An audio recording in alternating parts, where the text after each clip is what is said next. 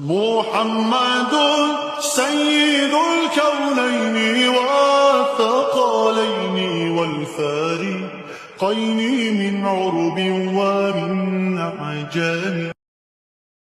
اور دیکھیں کتنی سہولیات تمہارے لیے رکھی گئی ہیں کہ شیطان کے وسوسوں سے محفوظ رکھا گیا، کہ تمہیں مہینہ بھر شیطان اور اس کی ذریت سے، اس کے حملوں سے بچا کر رب تبارک و تعالیٰ نے اس مہینے میں رکھا ہے۔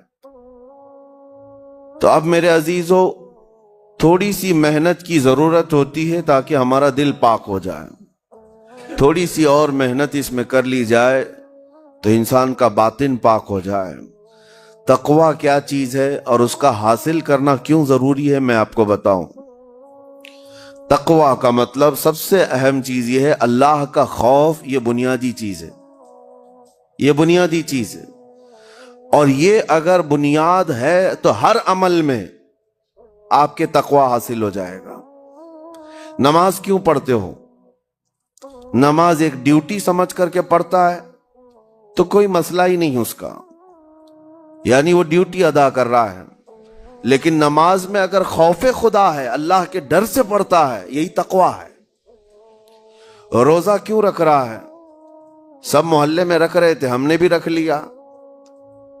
روزہ اس لیے رکھ رہا ہوں کہ لوگ برا نہ سمجھیں یا اسلام کا ایک حصہ ہے۔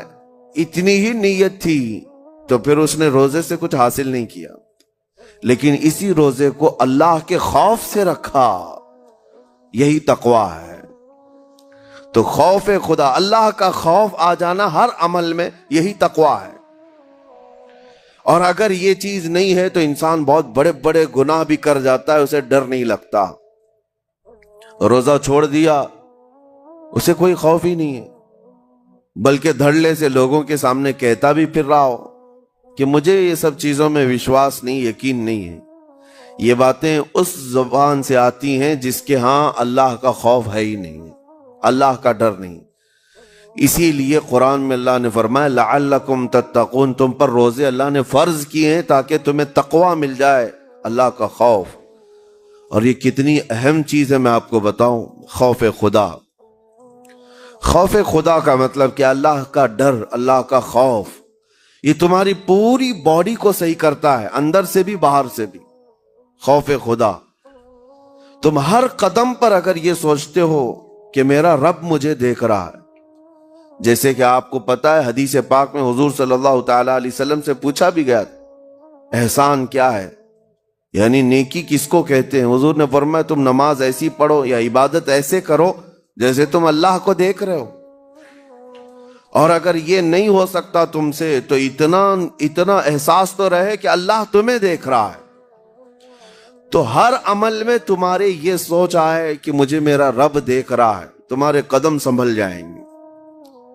آج آپ مسجد میں بیٹھے ہیں، ادب سے بیٹھے ہیں، حالانکہ ایک آدھے گھنٹے کے بعد جسم کو پھیلنے کی حاجت ہونے لگتی ہے، تھوڑا پیر پھیلا لوں، پیٹھ کو ٹیک دے دوں، نہیں کرتے آپ، اس لیے کہ آپ کو احساس ہے کہ امام صاحب دیکھ رہے ہیں، مفتی صاحب دیکھ رہے ہیں، یا پھر مجمع میں لوگ دیکھ رہے ہیں۔ تو یہاں پر ہمارے دیکھنے کے احساس سے آپ کے پیر نہیں پھیلتے، آپ پھیل کے نہیں بیٹھتے۔ تو ہم میاں نہ سزا دینے والے نہ جزا دینے والے ہیں۔ یہی احساس اگر اللہ کے دیکھنے کا ہو جائے کہ میرا رب مجھے دیکھ رہا ہے، تو پھر آپ کو کسی نگرانی کی ضرورت نہیں، کہیں کسی سی سی ٹی وی کی ضرورت نہیں۔ اللہ کا خوف اگر بندے کے دل میں آ جائے، وہ ہر لمحے، ہر گھڑی، ہر علاقے میں محفوظ رہتا ہے، اپنے آپ کو محفوظ رکھتا ہے۔ میرے عزیزو، 4 سال کی عمر ہے امام اہل سنت فاضل بریلوی رحمۃ اللہ علیہ، امام محمد رضا خان رحمۃ اللہ علیہ، 4 سال کی عمر میں روزہ رکھ لیا۔ گرمیوں کی شدت تھی، گھرانہ علمی گھرانہ ہے، باپ بھی بڑے عالم دین، دادا بھی بڑے عالم دین ہیں۔ 4 سال کی عمر میں روزہ تو رکھ لیا، اور جب تھوڑی دوپہر ڈھل گئی، اچھوں کی حالت دھوپ کے دنوں میں خراب ہونے لگتی ہے، تو شام ہونے کو قریب تھی کہ ایک کمرے کے اندر دادا محترم نے پوتے کو بند کر دیا اور کچھ پھل فروٹ ساری چیزیں اندر رکھ کر کے دروازہ باہر سے بند کر لیا.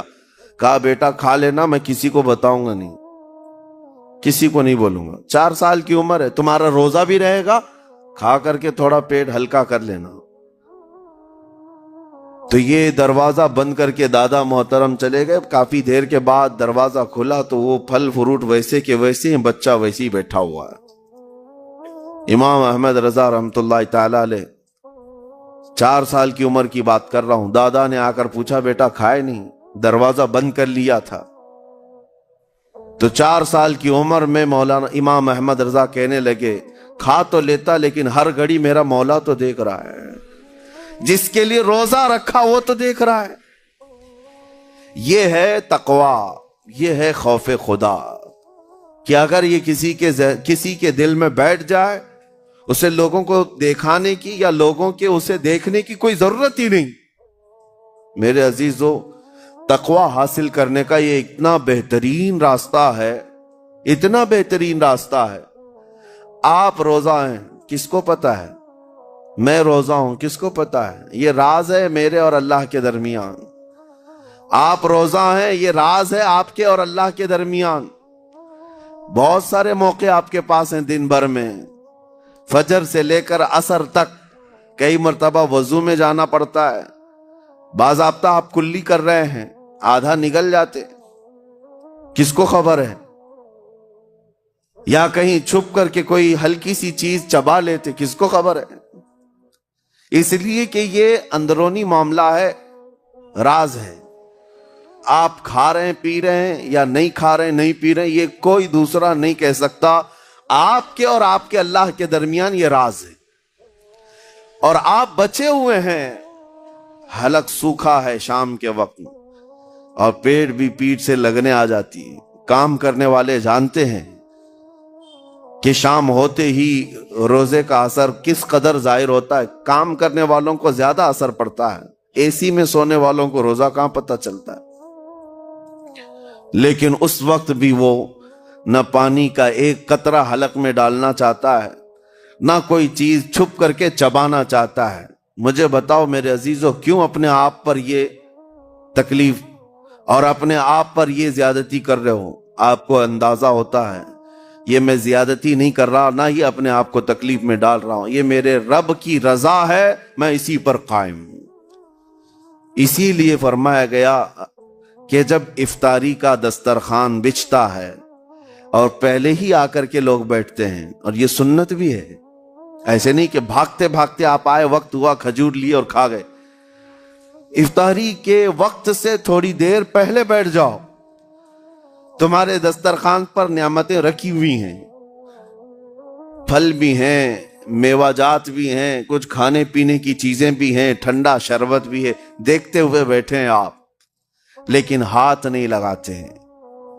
انتظار ہے وقت کا کہ ادھر سورج کے غروب ہونا ہے اور میری افطار ہونی ہے. اعلان سنتے ہیں, اذان سنتے ہیں, اس کے بعد آپ اٹھاتے ہیں. لیکن اتنی دیر تک آپ خاموش بیٹھے ہیں دسترخوان کے پاس, سارے لوگ دیکھتے رہتے. یہ وہ منظر ہے جس کو فرمایا گیا رب ذوالجلال بھی اپنے بندوں کو دیکھ رہا ہے. رب تبارک و تعالیٰ بھی دیکھ رہا ہے اپنے بندوں کو, اور سارے فرشتوں کو بلا کر میرا مولا اعلان فرماتا ہے یہ میرے بندے ہیں, دیکھو یہ شام کا وقت ہے, ان کے حلق سوکھ چکے ہیں, ان کے پیٹ میں بھوک کی شدت ہے اور ان کے سامنے اچھی نعمتیں پڑی ہوئی ہیں.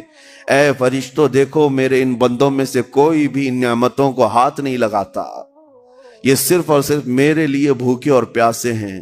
اور فرشتوں سے اللہ فرماتا ہے تم گواہ ہو جاؤ, ان کی حلق تر ہونے سے پہلے ان کے لیے میں نے جنت لکھ دیا.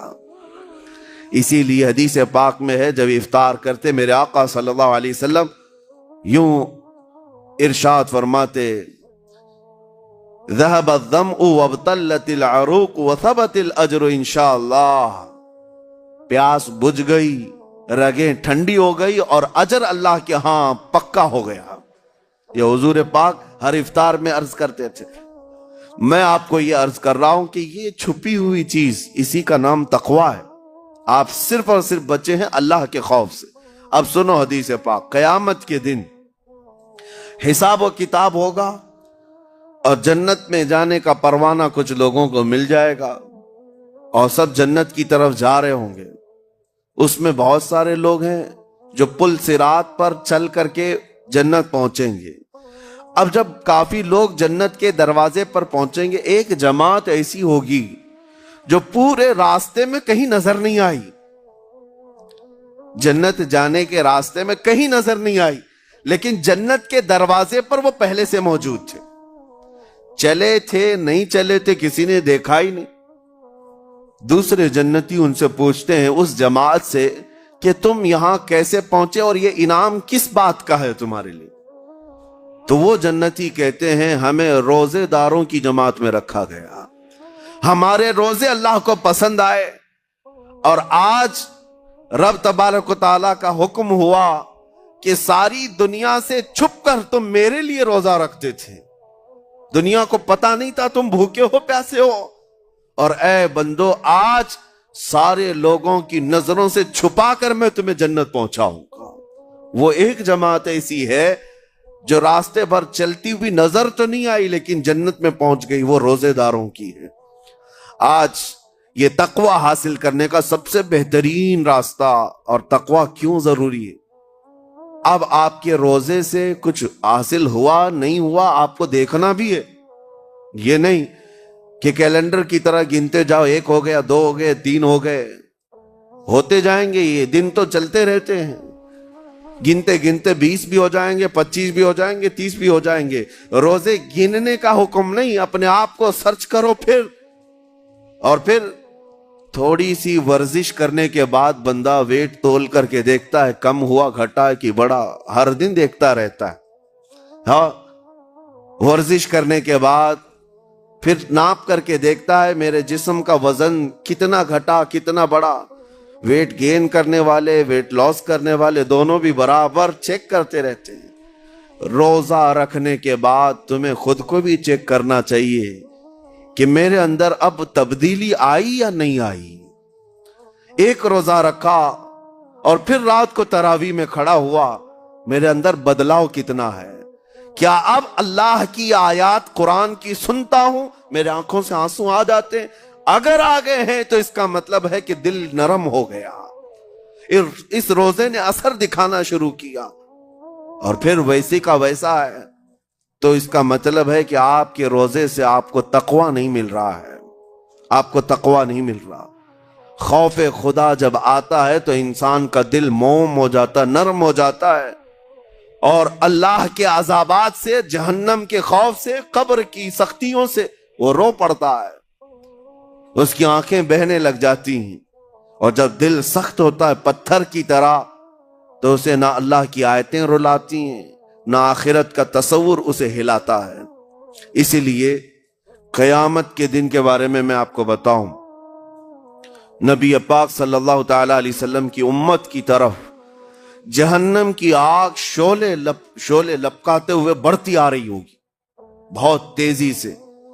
قریب ہے کہ وہ جہنم کی آگ سب کو اپنے لپیٹ میں لے لیں۔ وہاں کھڑے ہوئے بہت سارے لوگ اپنے اپنے اعمال کا صدقہ پیش کرنے لگے، حاجی اپنے حج پیش کر رہے ہیں، نمازی اپنے نماز، روزے دار اپنے روزے، کہ جہنم ہماری یہ نیکیوں کا صدقہ رک جا۔ جہنم کی آگ بڑھتی چلی آئی، بڑھ رہی تھی۔ جبرائیل امین علیہ الصلاۃ والتسلیم حاضر ہوتے ہیں بارگاہ مصطفیٰ صلی اللہ علیہ وسلم میں، ایک پانی کا پیالہ انہوں نے پیش کیا اور کہا یا رسول اللہ صلی اللہ علیہ وسلم یہ پانی آپ اس آگ پر چھڑک دیں۔ نبی پاک صلی اللہ تعالی علیہ وسلم نے وہ پانی اس آگ کی طرف پھینکا تو آگ دور چلی گئی، جو جہنم کی آگ اچانک بجھ گئی، کافی دور چلی گئی جو امت کی طرف لپک رہی تھی۔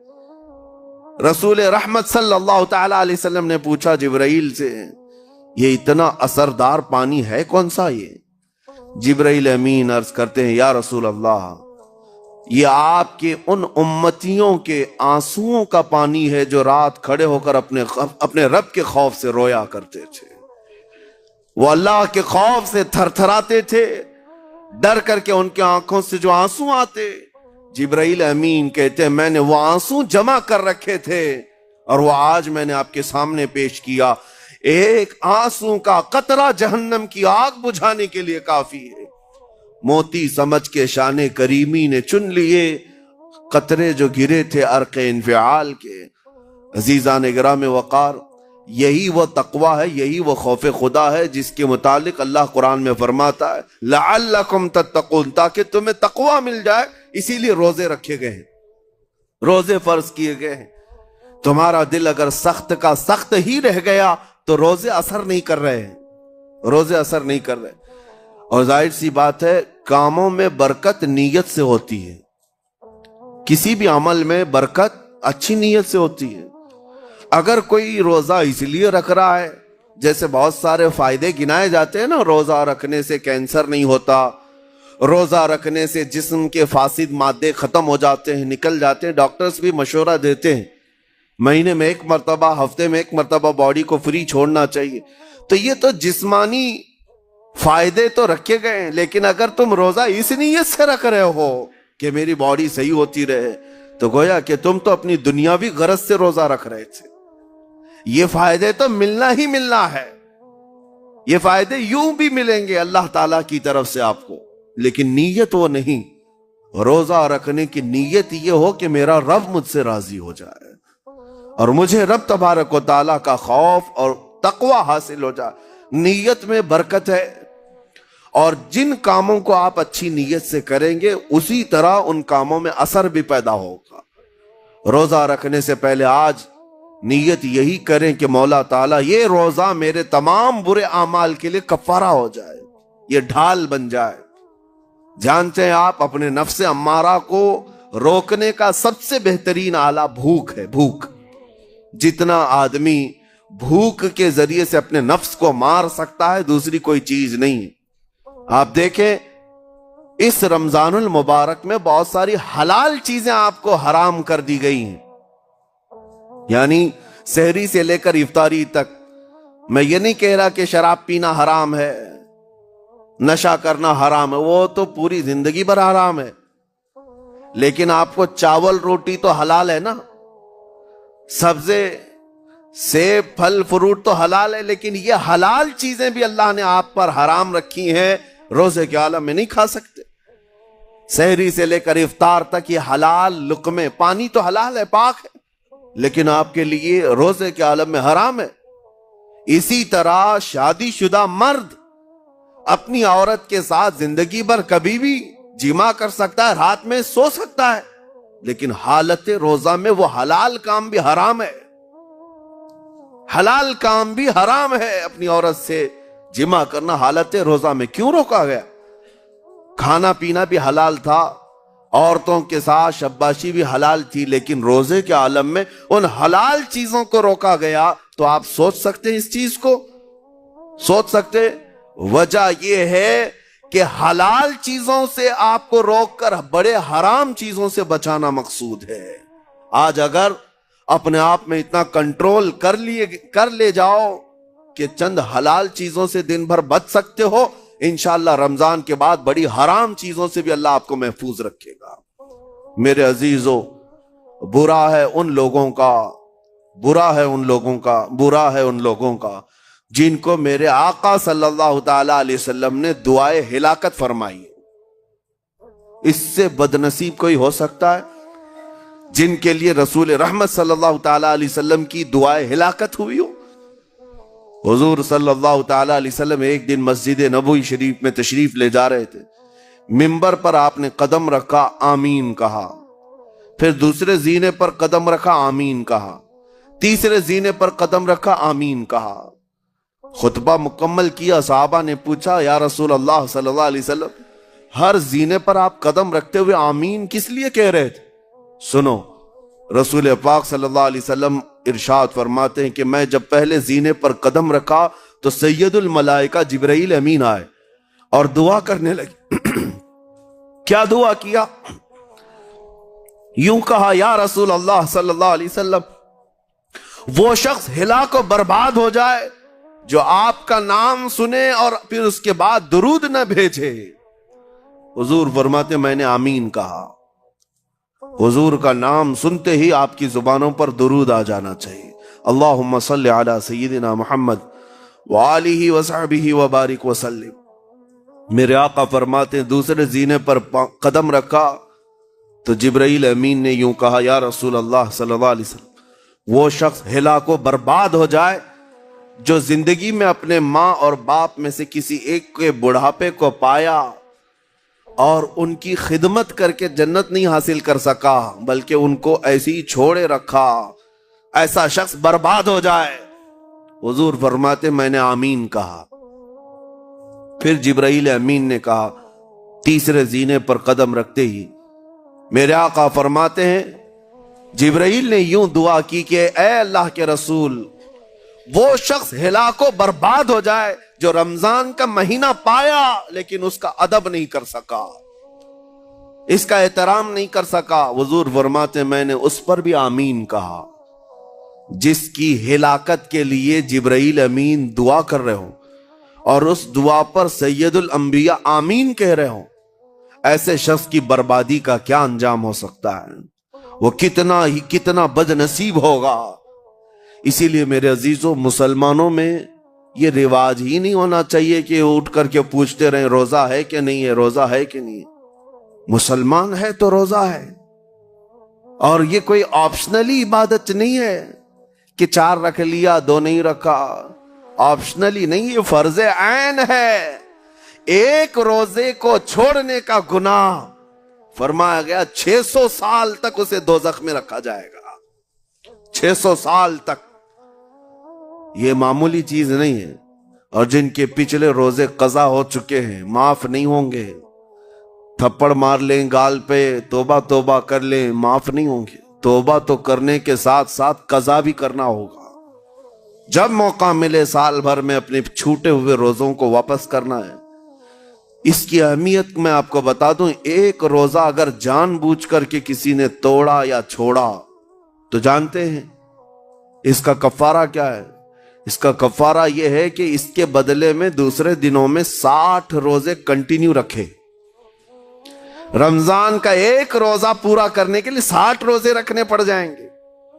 ہاں اگر کسی عذر کی وجہ سے، کسی تکلیف کی وجہ سے چھوڑا تھا، بیمار تھا یا سفر میں تھا یا تکلیف کی شدت تھی، اس وجہ سے روزہ چھوڑا تھا، تو اس کے بدلے میں ایک روزے کی قضا ایک ہی روزہ ہوگی. لیکن بغیر کسی عذر کے، شہوت کی وجہ سے، نفس پرستی کی وجہ سے توڑا تھا یا چھوڑا تھا تو پھر 60 روزے رکھنے پڑ جائیں گے. اس سے اندازہ ہوتا ہے کہ ایک روزے کی اہمیت کیا ہے رمضان کے. اسی لیے میرے عزیزو یہ روزے آسان ہیں، روزے آسان ہیں. اس کو رکھ لو، اس کی جزا بہت بڑی ہے، اس کی جزا بہت بڑی. ویسے بھی آپ دوسرے دنوں میں لیٹ ناشتہ کرنے کے بھی عادی ہیں.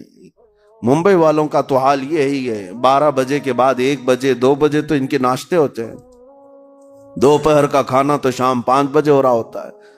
بس وہ ناشتہ سکپ کرنا ہے.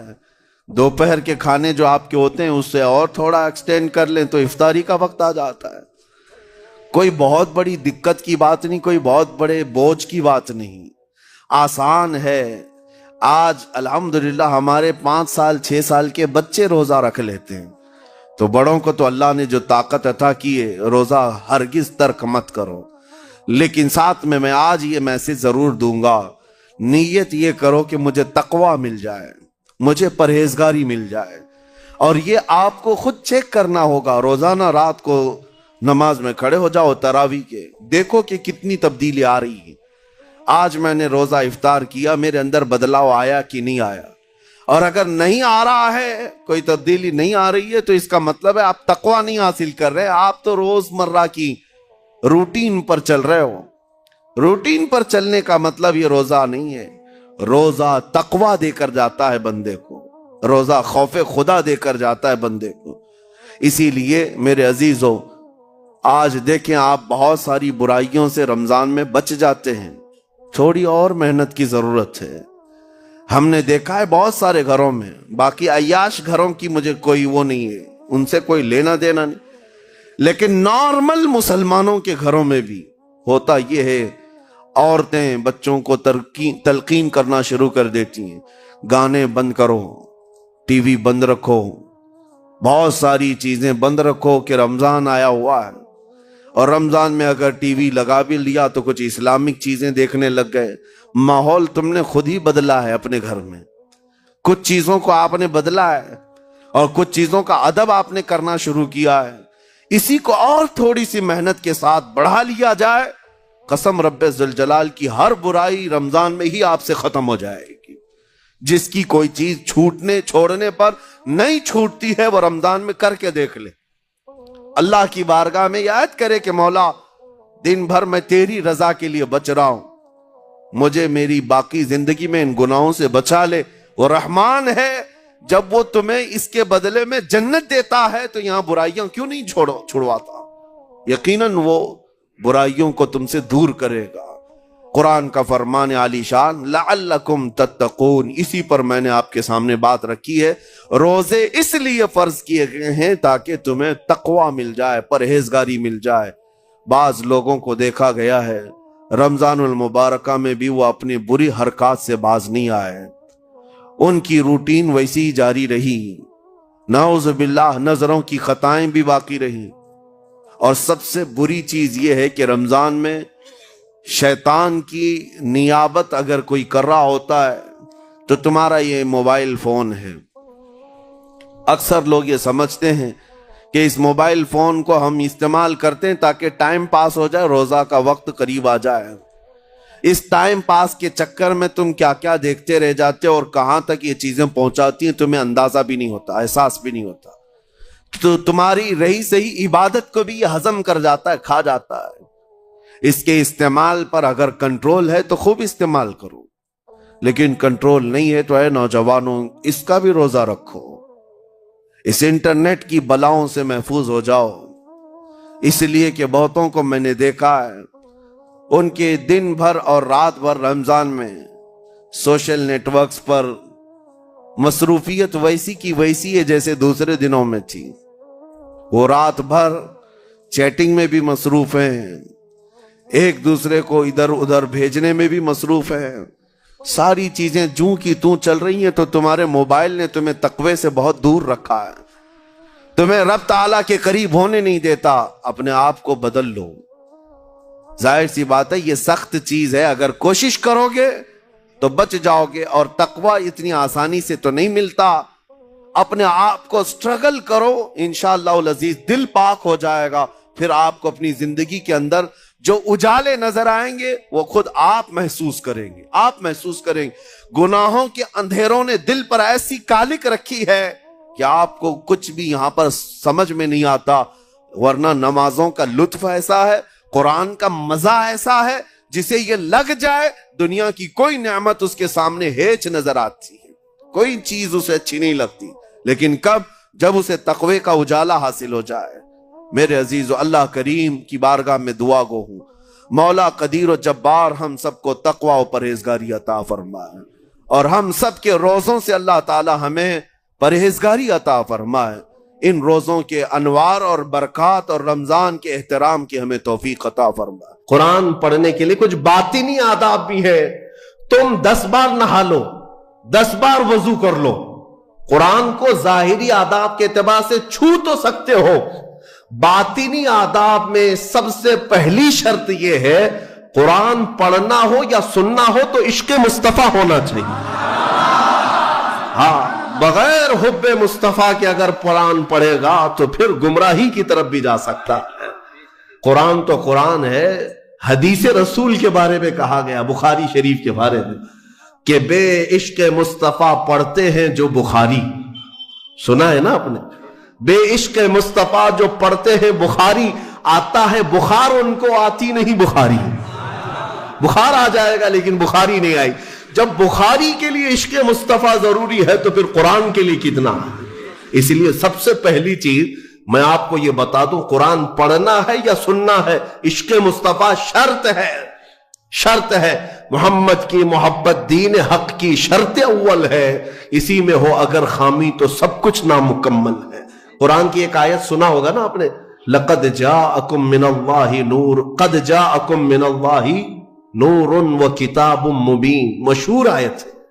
اللہ فرماتا ہے بے شک اللہ کی طرف سے ایک روشن کتاب، قد جاءکم من اللہ نور و کتاب مبین، بے شک اللہ کی طرف سے ایک نور آیا اور ایک روشن کتاب، ایک نور آیا اور ایک روشن کتاب۔ توجہ چاہتا ہوں، کیا چیزیں آئی اللہ کی طرف سے؟ ایک نور آیا اور ایک روشن کتاب۔ نور کون ہے سنیوں کو سمجھانے کی ضرورت نہیں، دوسرے لوگ تعویل کرتے ہیں نور سے مراد وہ ہے، نور سے مراد یہ ہے، ہم تو کہتے ہیں صبح طیبہ میں بٹتا باڑا، صدقہ لینے نور کا آیا ہے تارا۔ ارے ہمارا مزاج تو یہ ہے، بریلی کے امام نے ہمیں یہ سمجھایا ہے، وہی تو جوبن ٹپک رہا ہے، وہی تو جوبن ٹپک رہا ہے، وہی تو اب تک چھلک رہا ہے۔ ہاں، نہانے میں جو گرا تھا پانی کٹورے تاروں نے بھر لیے تھے۔ یعنی یہ ستاروں کی جو چمک ہے نا، تم کیا سمجھتے ہو؟ سائنٹیفک اعتبار سے کہتے ہیں کہ سورج کی روشنی کھینچ کر رات کو تارے چمکتے ہیں۔ ہم نے سوال کیا پھر سورج کس کی روشنی کھینچتا ہے؟ سورج کس کی روشنی کھینچتا ہے؟ وہ روشنی سمجھنے کے لیے بریلی کے امام کی زبان میں پڑھنا پڑے گا، سورج ہو کہ چاند ہو۔ اعلیٰ حضرت فرماتے ہیں کہ اتار کر ان کے رخ کا صدقہ، اتار کر ان کے رخ کا صدقہ، وہ بٹ رہا تھا نور کا باڑا، اچھل اچھل کر جبی، یہ چاند و سورج اچھل اچھل کر جبی کی خیرات مانگتے تھے۔ معراج کی شب میں چاند سورج اچھل اچھل کر جبی کی خیرات مانگتے تھے کہ اللہ یہ تیرے حبیب کا جو اترن ہے، نہانے میں جو گرا ہے اور پیشانی مبارکہ سے جو پانی ٹپکا ہے، چاند کہتا ہے وہ میری جھولی میں دے دیا جائے، اور سورج کہتا ہے میری جھولی میں دے دیا جائے۔ جو بات میں عرض کر رہا ہوں وہ یہ ہے کہ قرآن میں اللہ نے کیا فرمایا؟ بے شک اللہ کی طرف سے تمہارے پاس کیا آیا؟ ایک نور آیا اور دوسرے روشن کتاب۔ جس کو ہم نے آج پڑھا وہ روشن کتاب، تراویح میں جو پڑھا وہ کون سی کتاب ہے؟ روشن کتاب۔ روشن ہی ہے حقیقت میں، جو پڑھتا ہے وہ بھی روشن ہوتا۔ روشن کتاب آئی اور ایک نور آیا، دونوں کا کیا کمبینیشن ہے؟ دونوں کا کیا تعلق ہے؟ اللہ کی طرف سے ایک نور آیا اور ایک روشن کتاب۔ یہاں اگر ایسا ہوتا کہ بے شک اللہ کی طرف سے کتاب آئی اور ایک نور آیا، نہیں، اللہ کی طرف سے ایک نور آیا پھر روشن کتاب۔ پتہ یہ چلا لائٹ سب بند کر دیں اور کتاب کھولیں، کیا پڑھ پاؤ گے؟ پڑھ پاؤ گے؟ ساری لائٹ میں بند کرتا ہوں اور تمہارے سامنے کتاب رکھتا ہوں، پڑھو، کچھ نہیں پڑھ پاؤ گے۔ ادھر سے ادھر انگلیاں پھیر سکتے ہو، پڑھنے کے لیے روشنی ہونا یہ ضروری ہے، بغیر روشنی کے کتاب نہیں پڑھی جا سکتی۔ اسی لیے آیت میں اللہ نے فرمایا بے شک اللہ کی طرف سے پہلے کیا آیا؟ نور آیا، پھر کیا آئی؟ روشن کتاب۔ اب اس روشن کتاب کے لیے یہ کرنٹ والی لائٹ نہیں، نور مصطفیٰ کی روشنی ضروری ہے۔ جب نور مصطفیٰ میں پڑھو گے تو اس کتاب سے ہدایت بھی پاؤ گے۔ الحمدللہ اہل سنت و جماعت کے حصے میں وہ ہدایت آئی کہ ہم عشق مصطفیٰ کی زبان میں قرآن پڑھتے ہیں۔ الحمدللہ آج بہت ساری باتیں تھی لیکن ایک آیت کی طرف میں لے جاتا ہوں۔ کچھ لوگوں کو قرآن سے ایسی ایسی چیزیں نکالنے کی عادت ہے کہ کہیں حضور کی شان میں کچھ کمی نظر آ جائے، کہ حضور پاک صلی اللہ علیہ وسلم کو یہ نہیں تھا، وہ نہیں تھا، ان کو وہی چیزیں ملتی ہیں، حالانکہ قرآن کا مفہوم وہ نہیں ہے، سمجھ کا ان کے قصور ہے، عربی سے نابلد ہے، ناآشنا ہے، کچھ بھی اٹکل پچھو مار کے ترجمے میں گمراہ ہو جاتے ہیں۔ لیکن قرآن نے آداب سکھائے۔ توجہ چاہتا ہوں، آج ہم نے ایک آیت پڑھی ہے سورہ بقرہ میں، اللہ تعالیٰ فرماتا ہے یا ایھا الذین آمنوا لا تقولوا راعنا وقولوا انظرنا واسمعوا وللکافرین عذاب علیم۔ اے ایمان والو، راعنا مت کہو، راعینا مت کہو. کیا مطلب ہے اس کا؟ تھوڑا سا عربی میں سمجھا دوں. ہوتا یہ تھا کہ رسول پاک صلی اللہ علیہ وسلم جب مجلس میں صحابہ کو درس دیتے، کوئی بات اگر کسی صحابی کو سمجھ میں نہ آتی تو وہ یوں کہتے راعینا یا رسول اللہ. آپ کہتے نا پارڈن می، پارڈن می. ایک ٹیچر کو کہا جاتا ہے کہ دوبارہ ارشاد، دوبارہ ارشاد. کیوں؟ کہ آپ دوبارہ بیان فرمائیں تاکہ میں اور سمجھ سکوں. تو صحابہ کیا کہتے تھے؟ راعینا یا رسول اللہ، اے اللہ، اے رسول اللہ ہماری رعایت کر دیجئے تھوڑی سی، یعنی ہم جلد نہیں سمجھ پائے، اور ایک بار بیان کر دیجئے. لیکن اسی زمانے میں راعینا صحابہ کس نیت سے کہتے تھے؟ اے اللہ کے رسول ہماری رعایت کیجیے. اسی زمانے میں یہودیوں کی زبان میں راعینا کا ترجمہ غلط تھا. راعینا کا مطلب ہوتا تھا ہمارا چرواہا، ہمارا چرواہا. تو ہوتا یہ تھا کہ صحابہ کہتے تھے راعینا یا رسول اللہ ہماری رعایت کر دیجئے اے اللہ کے رسول. یہودی جو سنتے تھے تو مذاق اڑاتے تھے. دیکھو مسلمانوں کو اپنے ہی نبی کو اپنا چرواہا کہتے ہیں، اپنے ہی نبی کو اپنا چرواہا کہتے ہیں. وہ ٹھٹا مار کر کے ہنستے تھے، مذاق اڑاتے تھے.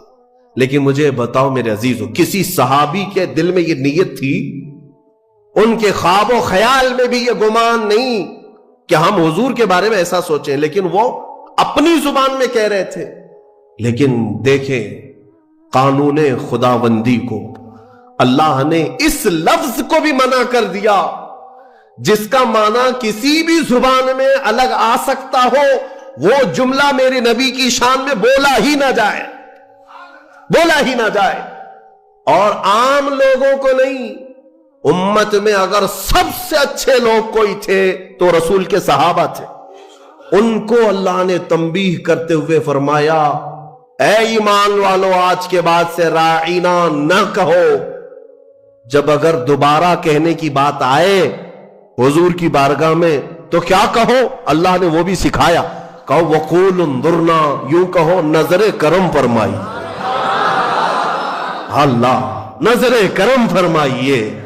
ایسا لفظ استعمال کرو نبی کی بارگاہ میں جس کا کوئی بھی کوڑھی دوسرا ترجمہ کر بھی نہ سکے. کوئی بھی دل کے کوڑ والا مریض جو گستاخ ہے، بغض رکھتا ہے، عداوت رکھتا ہے، وہ ایسا تصور بھی نہ لا سکے. عزیزان گرامی، صحابہ کو جب یہ تنبیہ کر دی گئی تھی، اب ہمارا اور تمہارا حال کیا ہے؟ بعض ایسے لوگ ہیں جو نبی پاک صلی اللہ تعالی علیہ وسلم کے لیے، حضور پاک صلی اللہ تعالی علیہ وسلم کے لیے الفاظ کی ہیرا پھیری کے ساتھ وہ شان رسالت میں تنقیص کرنے کو اور گستاخی کرنے کو یہ سمجھتے ہیں کہ ہم بہت پڑھے لکھے لوگ ہیں، ہم بہت ایجوکیٹڈ لوگ. صحابہ کو جب یہ تنبیہ کر دی گئی کہ آپ راعینا نہیں کہیں گے آج کے بعد، اور اتنا ہی نہیں بلکہ آگے یہ بھی تنبیہ کر دیا رب تعالیٰ نے وَقُولُوا انظُرْنَا وَاسْمَعُوا. یہ کہنے کی ضرورت بھی کیوں آئے گی؟ غور سے سنا کرو. جب نبی بیان کرے تو غور سے سنا کرو. صحابہ کو اتنی تنبیہ ہے. دوسری آیتیں ہیں سورہ حجرات کی، وہ پڑھیں گے تو اش اش کر جائیں آپ. مولا فرماتا ہے لا ترفعوا اصواتکم فوق صوت النبی. تم میں سے کوئی بلند آواز سے نبی کی بارگاہ میں بات بھی نہ کرے. صحابہ کو کہا گیا. یہ بھی آیت کس کے لیے اتری تھی؟ ایک صحابی تھے جن کو سنائی کم دیتا تھا، حضرت قیس. کم سنائی جس کو دیتا ہے نا وہ بلند آواز سے بات کرتا ہے. تجربہ معلوم ہوگا آپ کو، جس کو کم سنائی دیتا ہے وہ اونچا بولتا ہے. اس صحابی کی عادت تھی، وہ زور سے کہتے تھے یا رسول اللہ آپ نے کیا کہا؟ مولا کو یہ بھی پسند نہیں تھا. عتاب نازل فرمایا کہ اگر تم نے بلند آواز سے بات کی میرے نبی کے دربار میں، جتنے اعمال تھے اب کر کے سب ضائع ہو گئے، سب ختم ہو گئے. ان تحبط اعمالکم وانتم لا تشعرون. تمہیں گمان بھی نہیں ہوگا، تمہیں پتہ بھی نہیں چلے گا، سارے اعمال ضائع کر دیے جائیں گے. اور ایک ادب میں بتاؤں، میرے گھر میں اگر میں آرام کر رہا ہوں، آپ آئیں گے بلانے کے لیے، کیا کریں گے؟ گھر کے باہر سے آپ بیل ہوگی بجائیں گے، دروازے کو دستک دیں گے، یا میرے نام سے پکاریں گے، ہے کیا اندر سو رہے ہیں، کیا کر رہے ہیں؟ پکاریں گے نا. یہی تو ہے، طریقے یہی ہیں پکارنے کے. لیکن بارگاہ رسول کے آداب بھی قرآن میں آئے. صحابہ جب گھر پر جائیں رسول کے, کیا کریں وہ؟ اللہ کے رسول کے گھر کے باہر جانا ہو, دستک دیں, پکاریں, کیا کریں؟ اللہ تعالیٰ فرماتا ہے ان الذین ینادونک من وراء الحجرات اکثرهم لا یعقلون. اللہ رب فرماتا ہے وہ لوگ بے شک جو نبی کے حجرے کے باہر کھڑے ہو کر کے نبی کو پکارتے ہیں, ان میں سے اکثر لوگ عقل والے نہیں ہیں. جو پکارتے ہیں اس میں اکثر لوگ عقل والے نہیں ہیں. ارے اندر والے کو بلانے کے لیے کیا کہنا پڑے گا, کیا کہنا پڑے گا؟ پکارنا تو یہ ہے. لیکن مولا فرما رہا ہے وہ عقل والے لوگ نہیں ہیں جو حجرے کے باہر کھڑے ہو کر کے حضور کو پکار رہے ہیں. تو پھر کیا ہے؟ قرآن سکھاتا ہے وَلَوْ أَنَّهُمْ صَبَرُوا حَتَّى تَخْرُجَ إِلَيْهِمْ لَكَانَ خَيْرًا لَهُمْ. رب فرماتا ہے ادب یہ ہے لوگوں کو چاہیے کہ وہ دروازے کے باہر جا کر خاموش کھڑے رہے, میرا رسول خود باہر ہے. ارے نادانوں پوچھو, رسول دروازے بند اندر بیٹھ کر باہر کون کھڑا ہے کیسے جانتے ہیں؟ یہی عقیدہ بریلی کے امام نے ہمیں دی. اور کوئی غیب کیا تم سے نہا ہو بھلا, جب نہ خدا ہی چھپا. رسول پاک کو خبر تو ہے کہ دروازے کے باہر کون کھڑا ہے, اسی لیے قرآن کہہ رہا ہے جاؤ تو ہاتھ باندھ کر کھڑے رہو, بس میرا رسول خود ہی باہر آئے. پکارنے کے لیے ہم اور آپ ہیں, ہم مجھے پکارو, ہو سکتا ہے مجھے پتہ ہی نہیں باہر کون ہے, لیکن رسول کے لیے نہیں. ایک صحابی آئے, وہ دعا کرانے کے لیے آئے تھے گھر سے, غریب تھے, تنگ دست تھے, ان کے ماں باپ کا انتقال ہو گیا تھا. یہ سوچ کر کے گھر سے نکلے آج میرے والدین کی مغفرت کی دعا کراؤں گا اور میری غریبی دور ہو جائے, تنگ دستی دور ہو جائے, اس کے لیے حضور سے سفارش کروں گا. آئے لیکن دیکھا مجمع ایسا حضور کو سمیٹے بیٹھا ہے, بڑے بڑے صحابہ سامنے, ان کو جانے کی ہمت نہیں ہوئی, دور بیٹھے رہ گئے. عصر سے مغرب تک انتظار کیا, موقع نہیں ملا. مغرب کی اذان ہوئی, نماز کے لیے میرے آقا تشریف لائے. نماز کے بعد پھر حضور بیٹھے, لیکن بڑے بڑے صحابہ نے گھیر لیا. یہ غریب صحابی تھے, دور کھڑے رہ گئے, کہاں پھلان پھلان کر کے جاؤں گا, پیچھے کھڑے رہے. عشاء کی اذان ہو گئی, عشاء تک موقع نہیں ملا. عشاء کی نماز پیچھے پڑے, اور عشاء کے بعد میرے آقا صلی اللہ علیہ وسلم سیدھے اپنے گھر میں جاتے تھے. اب بیٹھک نہیں ہوتی تھی. اب عشاء کی نماز کے بعد حضور اپنے حجرے کی طرف نکلے.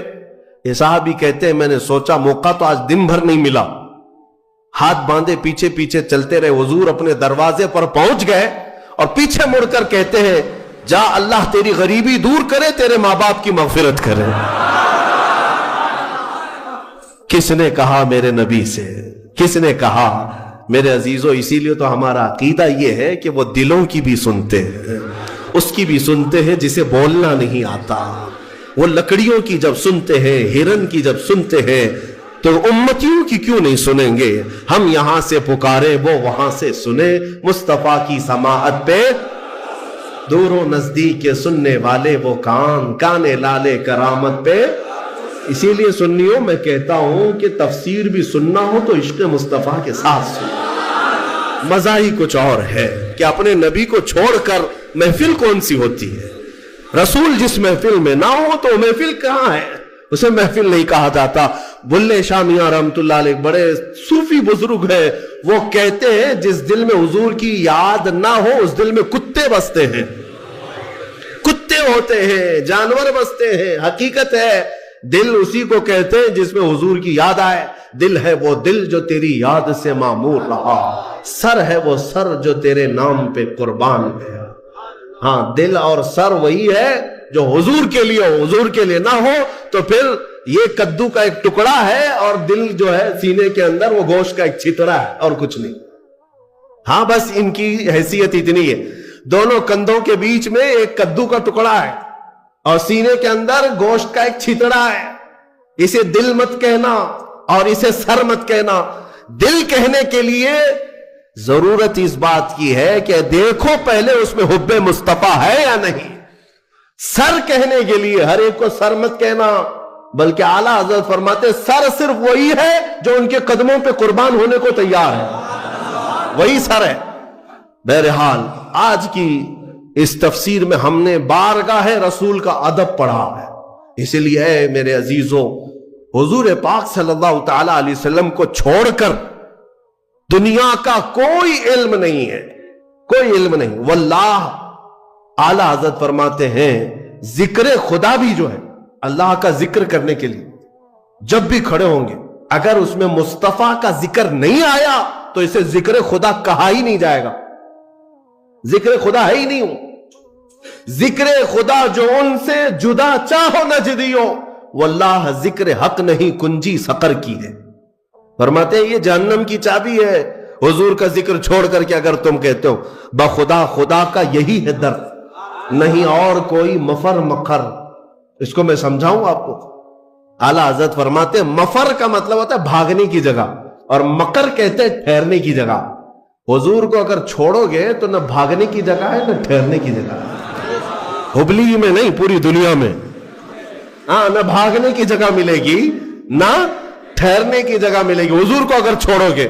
اگر کوئی یہ سمجھتا ہے نا ہمارے پاس جگہ ہے ہمارے پاس کس کے، ہاں پی ایم کے چرنوں میں ہے، سی ایم کے چرنوں میں ہے ہمارے پاس جگہ، تو جتنے دن راج کرنا ہو 4 دن کی چھاندنی ہے.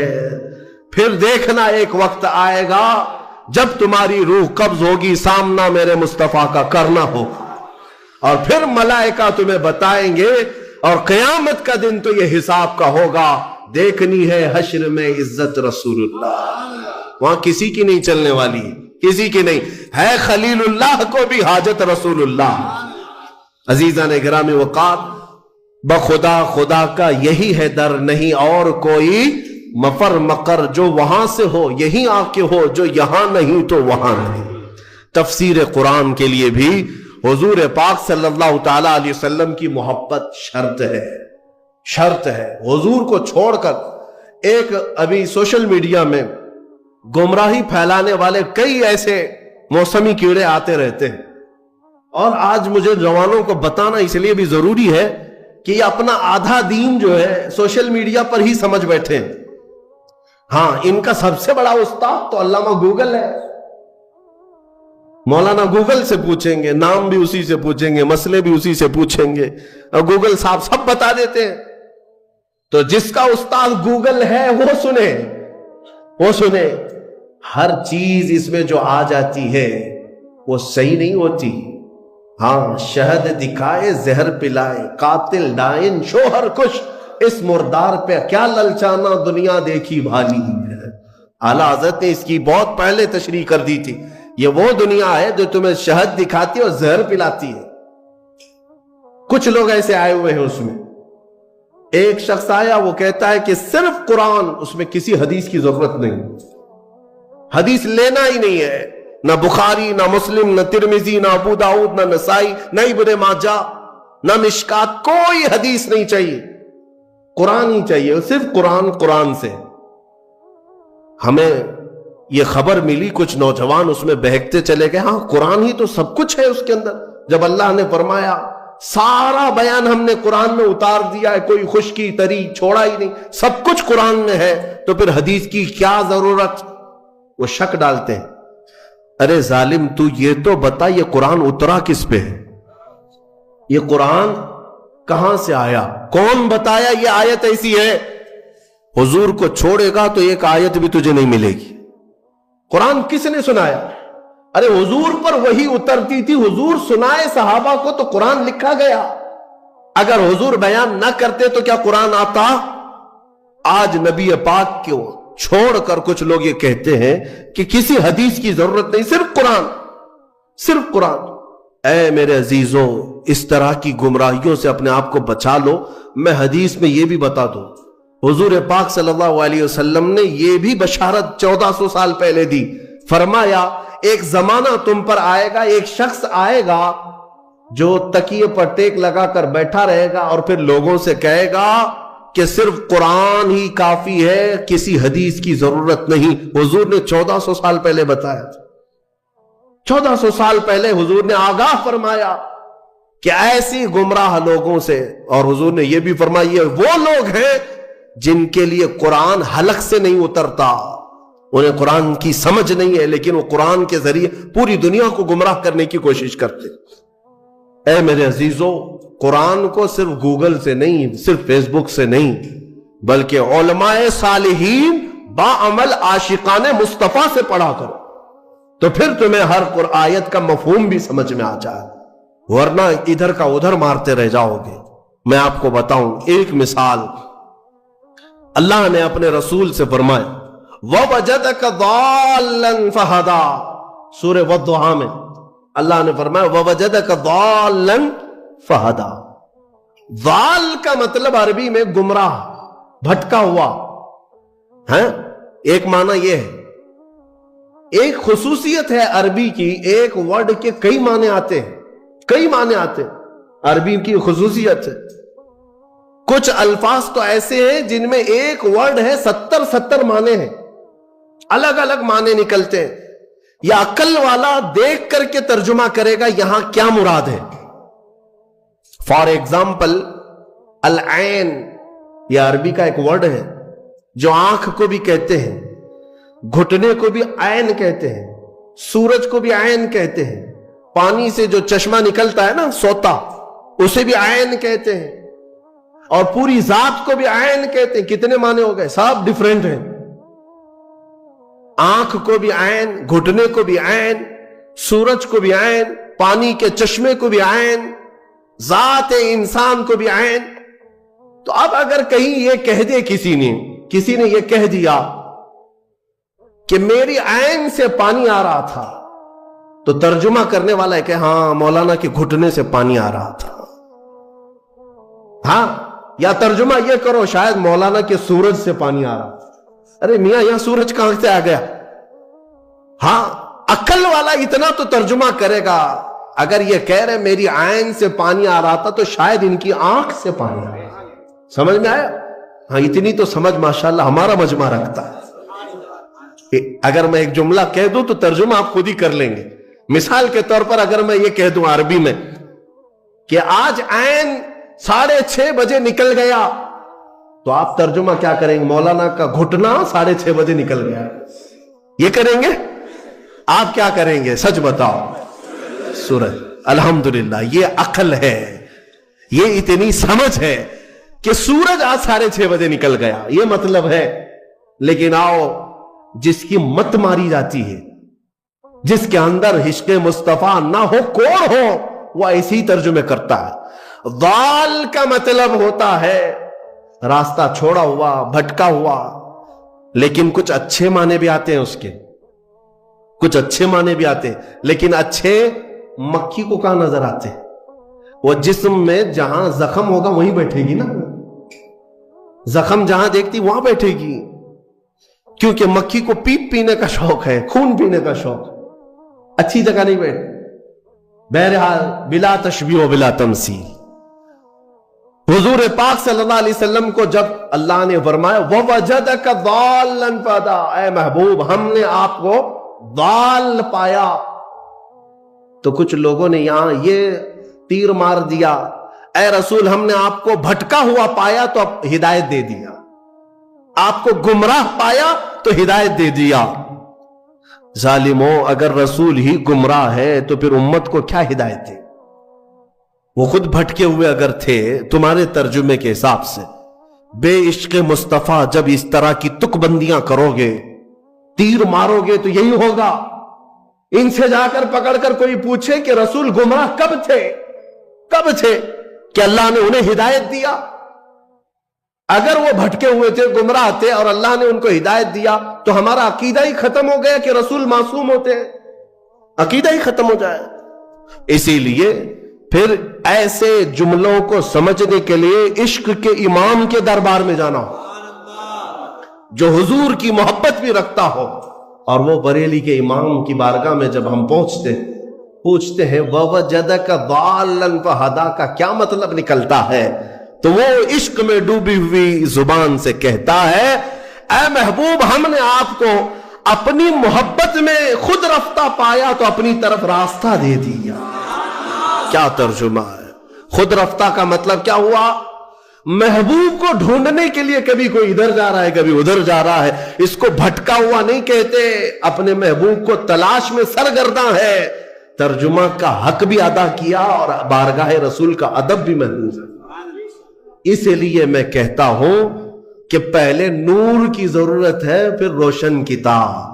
اگر نور نہ ہو تو روشن کتاب نہیں نظر آئے گی، اس لیے نور مصطفیٰ کا واسطہ ضروری ہے، حوالہ ضروری ہے۔ انشاءاللہ اس بار ہم جو بھی تفسیر کریں گے وہ نور مصطفیٰ کی برکت سے کریں گے انشاءاللہ، اور ہم کوشش یہ کریں گے کہ کوئی تفسیر ہماری ذکر مصطفیٰ سے خالی نہ ہونے پائے، کوئی تفسیر ہماری، کوئی مجلس اور کوئی محفل ہماری ذکر مصطفیٰ سے خالی نہ ہونے پائے، اس لیے کہ ہمیں جو کچھ بھی ملا ہے یا رسول اللہ وہ تمہاری بدولت ملا ہے، اور اگر ہماری زبانیں تمہارا ذکر نہ کرے تو پھر یہ زبان کس کام کی ہے؟ دہن میں زبان تمہارے لیے، بدن میں ہے جان تمہارے لیے، یا رسول اللہ ہم آئے یہاں تمہارے لیے، اٹھے بھی وہاں جب ہم انہی کے لیے آئے ہیں تو پھر کیوں نہ ان کا ذکر کریں۔ ہم مسلمان ساتھ میں اللہ تعالیٰ کا یہ شکر بجا لاتے ہیں کہ مولا تو نے اپنے حبیب کے چاہنے والوں کی جماعت میں ہمیں بنایا ہے، ہمیں اس جماعت میں رکھا جو صبح اٹھتی ہے تو مصطفیٰ جان رحمت پہ لاکھوں سلام کہتی ہے، اور اپنا سلام نمازوں کا پھیرتی بھی ہے تو کھڑے ہو کر یا نبی سلام علیکہ کہتی ہے۔ یعنی مولا کا یہ کتنا بڑا احسان ہے کہ اس نے اپنی عبادتوں کے لیے مسجد میں بلایا، لیکن ہماری مسجدیں عبادت خداوندی کے ساتھ ساتھ مدینے کی طرف توجہ بھی دلا دیتی ہے، مدینے کی طرف رخ کرنا بھی سکھا دیتی ہے۔ وہ مسجد ہی کیا جو مدینے کا رخ نہیں دکھاتی، وہ مسجد ہی کیا جو مصطفیٰ کے چہرے کی تڑپ نہیں پیدا کرتی، دیدار کی تڑپ نہیں پیدا کرتی۔ اللہ تبارک و تعالی ہمیں کہنے سننے سے زیادہ عمل کی توفیق عطا فرمائے۔ سورہ بقرہ کی وہ تفسیر، پچھلی تفسیریں ہوں گی، آپ اس کو بھی سن لیں، ہم نے کافی سالوں سے جو تفسیریں کی ہیں موجود ہے، اس میں جو آیتیں آئی ہیں اجمالاً اگر میں ذکر کروں تو پہلے اللہ نے ایمان والوں کی تعریف فرمائی۔ سب سے پہلے جو شروع ہو رہا ہے یؤمنون بالغیب، وہ لوگ جو غیب پر ایمان لاتے ہیں، اللہ نے ایمان والوں کی تعریف کی۔ اس کے بعد کافروں کی مذمت کی کہ کچھ کافر ایسے ہیں جن کے دلوں پر اللہ نے مہر لگا دی، انہیں کچھ اب سمجھ میں نہیں آئے گا۔ ختم اللہ علی قلوبہم وعلی سمعہم وعلی ابصارہم غشاوہ، ان کے دلوں پر مہر لگا دی گئی، ان کی آنکھوں پر پردہ پڑا ہے، ان کے کانوں کو کچھ نہیں سنائی دے گا۔ کیا؟ حق بات نہیں نظر آئے گی، حق بات نہیں سنائی دے گی، حق بات سمجھنے کی طاقت نہیں ہوگی۔ آج بہت سارے ایسے ہیں جو اسلام کی حقانیت کو آنکھوں کے سامنے دیکھ رہے ہیں، مگر یہ ابو جہل کی اولاد ماننے کو تیار نہیں مانے گی۔ ہاں، ان کے دلوں پر اللہ نے مہر لگا رکھی ہے۔ یہ دشمنی میں اس قدر آگے بڑھیں گے، ان کو نماز سے چڑ ہے، اذان سے چڑ ہے، قرآن سے چڑ ہے، برقعے سے چڑ ہے، ٹوپی سے چڑ ہے، داڑھی سے چڑ ہے۔ کیوں چڑ ہے؟ دل پر جو مہر لگی ہوئی ہے۔ مطلب بے شک اللہ کی طرف سے ایک روشن کتاب، قد جاءکم من اللہ نور و کتاب مبین، بے شک اللہ کی طرف سے ایک نور آیا اور ایک روشن کتاب، ایک نور آیا اور ایک روشن کتاب۔ توجہ چاہتا ہوں، کیا چیزیں آئی اللہ کی طرف سے؟ ایک نور آیا اور ایک روشن کتاب۔ نور کون ہے سنیوں کو سمجھانے کی ضرورت نہیں، دوسرے لوگ تعویل کرتے ہیں نور سے مراد وہ ہے، نور سے مراد یہ ہے۔ ہم تو کہتے ہیں صبح طیبہ میں بٹتا باڑا، صدقہ لینے نور کا آیا ہے تارا۔ ارے ہمارا مزاج تو یہ ہے، بریلی کے امام نے ہمیں یہ سمجھایا ہے، وہی تو جوبن ٹپک رہا ہے، وہی تو جوبن ٹپک رہا ہے، وہی تو اب تک چھلک رہا ہے۔ ہاں، نہانے میں جو گرا تھا پانی کٹورے تاروں نے بھر لیے تھے۔ یعنی یہ ستاروں کی جو چمک ہے نا، تم کیا سمجھتے ہو؟ سائنٹیفک اعتبار سے کہتے ہیں کہ سورج کی روشنی کھینچ کر رات کو تارے چمکتے ہیں۔ ہم نے سوال کیا پھر سورج کس کی روشنی کھینچتا ہے؟ سورج کس کی روشنی کھینچتا ہے؟ وہ روشنی سمجھنے کے لیے بریلی کے امام کی زبان میں پڑھنا پڑے گا۔ سورج ہو کہ چاند ہو، اعلیٰ حضرت فرماتے ہیں کہ اتار کر ان کے رخ کا صدقہ، اتار کر ان کے رخ کا صدقہ، وہ بٹ رہا تھا نور کا باڑا، اچھل اچھل کر جبی، یہ چاند و سورج اچھل اچھل کر جبی کی خیرات مانگتے تھے۔ معراج کی شب میں چاند سورج اچھل اچھل کر جبی کی خیرات مانگتے تھے کہ اللہ یہ تیرے حبیب کا جو اترن ہے نہانے میں جو گرا ہے اور پیشانی مبارکہ سے جو پانی ٹپکا ہے، چاند کہتا ہے وہ میری جھولی میں دے دیا جائے اور سورج کہتا ہے میری جھولی میں دے دیا جائے۔ جو بات میں عرض کر رہا ہوں وہ یہ ہے کہ قرآن میں اللہ نے کیا فرمایا؟ بے شک اللہ کی طرف سے تمہارے پاس کیا آیا؟ ایک نور آیا اور دوسرے روشن کتاب۔ جس کو ہم نے آج پڑھا وہ روشن کتاب، تراویح میں جو پڑھا وہ کون سی کتاب ہے؟ روشن کتاب۔ روشن ہی ہے حقیقت میں، جو پڑھتا ہے وہ بھی روشن ہوتا۔ روشن کتاب آئی اور ایک نور آیا، دونوں کا کیا کمبینیشن ہے؟ دونوں کا کیا تعلق ہے؟ اللہ کی طرف سے ایک نور آیا اور ایک روشن کتاب۔ یہاں اگر ایسا ہوتا کہ بے شک اللہ کی طرف سے کتاب آئی اور ایک نور آیا، نہیں، اللہ کی طرف سے ایک نور آیا پھر روشن کتاب۔ پتہ یہ چلا لائٹ سب بند کر دیں اور کتاب کھولیں، کیا پڑھ پاؤ گے؟ پڑھ پاؤ گے؟ ساری لائٹ میں بند کرتا ہوں اور تمہارے سامنے کتاب رکھتا ہوں، پڑھو، کچھ نہیں پڑھ پاؤ گے۔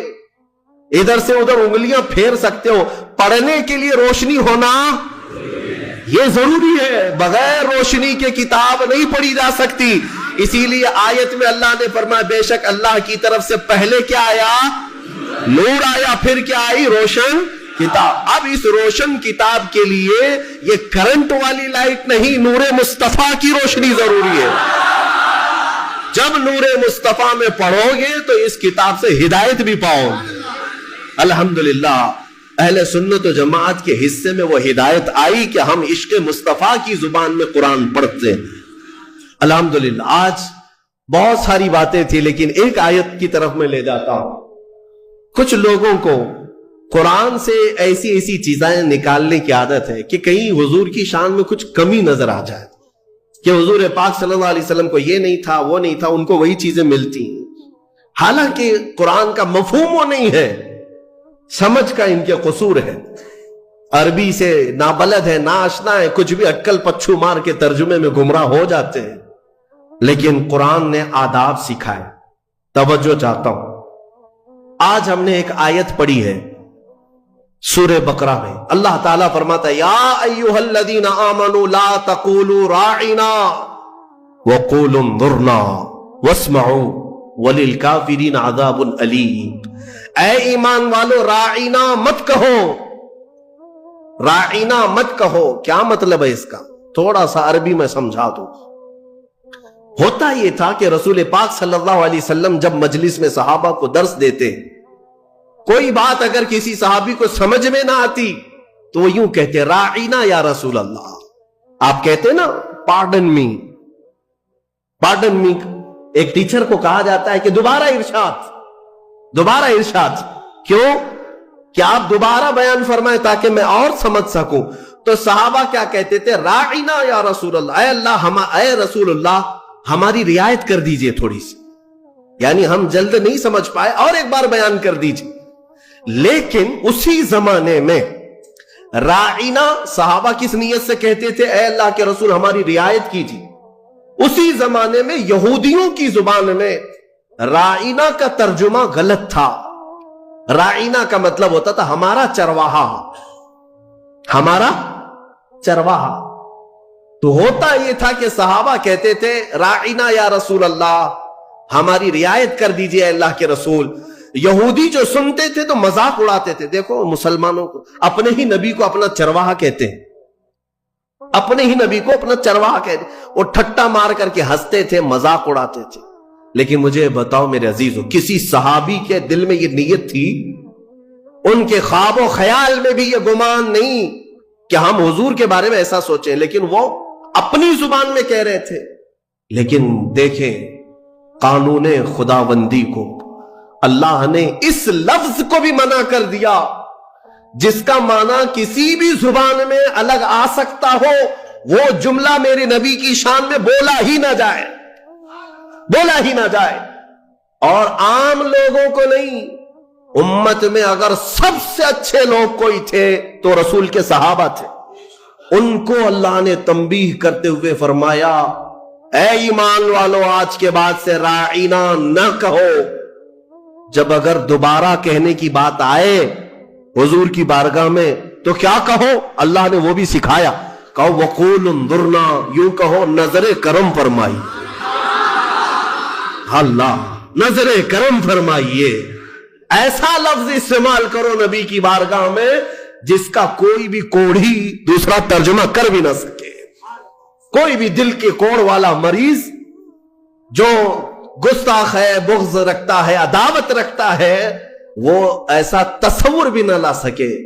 عزیزان گرامی، صحابہ کو جب یہ تنبیہ کر دی گئی تھی، اب ہمارا اور تمہارا حال کیا ہے؟ بعض ایسے لوگ ہیں جو نبی پاک صلی اللہ تعالی علیہ وسلم کے لیے، حضور پاک صلی اللہ تعالی علیہ وسلم کے لیے الفاظ کی ہیرا پھیری کے ساتھ وہ شان رسالت میں تنقیص کرنے کو اور گستاخی کرنے کو یہ سمجھتے ہیں کہ ہم بہت پڑھے لکھے لوگ ہیں، ہم بہت ایجوکیٹڈ لوگ۔